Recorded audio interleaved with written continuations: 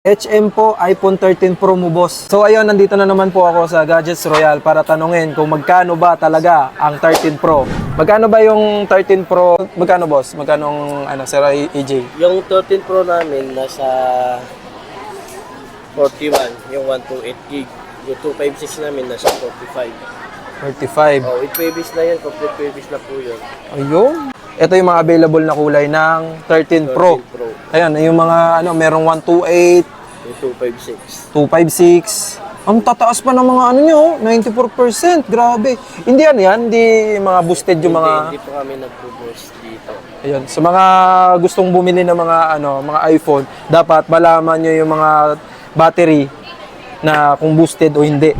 Kaya sa mga gustong bumili ng mga iPhone dyan na original, punta kayo dito sa Green Hills, sa San Juan, Metro Manila. Dito lang yan sa Gadget Royal. Gadgets Royal.